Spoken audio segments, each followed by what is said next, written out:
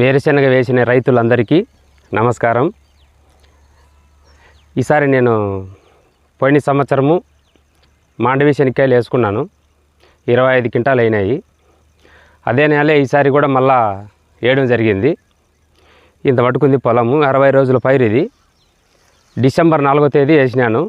మార్చి 15వ తారీఖు అసగాల పీకుతాము. ఈ కాయలు మీకు ఎవరికన్నా కావాలంటే ఈ వీడియో చూసి దీంట్లో నెంబర్ ఉంటుందో నెంబర్ కాల్ చేసి మీరు బుక్ చేసుకోవచ్చు. దానికాటికి ముందు మనం మాట్లాడుకోవాల్సిన విషయం ఏమంటే ఈసారి క్లైమేట్ సరిగా లేదు. క్లైమేట్ సరిగా లేక పొలము పెరగలేదు సరిగా. చాలామంది రైతులు మాకు చెప్పడం ఏమంటే మచ్చ తెగులు ఎక్కువ వచ్చింది, కాయ అవటం ఫెయిల్ అవుతుంది అన్నారు. ఈసారి క్లైమేట్ సరిగా లేక రైతాంగం చాలా అదో విధలుగా ఉంది. మే నెలలో వేసుకుండేకి ఈ శనక్కాయలు బాగుంటాయి. పోయిన సంవత్సరం మే నెలలో వేసుకున్నాను. 25 క్వింటాలు దిగుబడి వచ్చింది. బహుశా ఈసారి అన్ని కాయలు కాకుండా పోవచ్చు. అయినా ఇప్పటికేమో ముందు అట్టుంటే అట్లే ఉంది పంట మాత్రము. చూడండి, గ్రోత్ బాగానే ఉంది. కాకపోతే పైరు ఎక్కువ పెరగలేదు. మీరు ఎవరన్నా కానీ ఈ శనక్కాయలు కావాలనుకుంటే నా నెంబర్కి ఫోన్ చేసి, ఇంతకుముందు ఒక 10-15 మందికి కాయలు ఇచ్చినాను.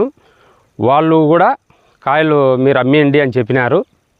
కావాలనుకుంటే మీ అందుబాటులో ఎక్కడన్నా నేను ఇచ్చింటే వాళ్ళ ఫోన్ నెంబర్ ఇస్తాను, అట్లా తీసుకోవచ్చు మీరు.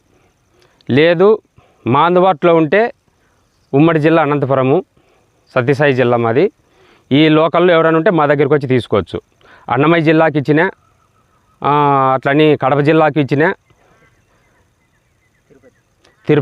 తిరుపతికి ఇచ్చిన, ఇట్లా కర్ణాటకకు ఇచ్చిన, మీ అందుబాటులో ఎక్కడుంటే అక్కడ పలానా చాటు ఉన్నాయని చెప్తాను.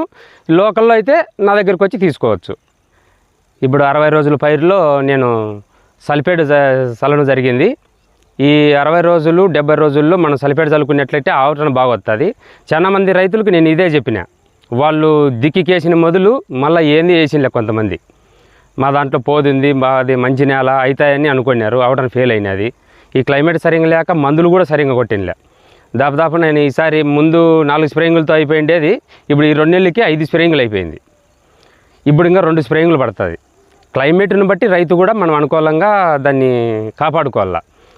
ఇప్పుడు కొట్టినాములే మందులు, ఇంకా అవసరం లేదులే అని దాన్ని బాధ్యత లేకుండా ఇచ్చిపెట్టిన వాళ్ళు చాలామంది ఫెయిల్యూర్ అయినాయి.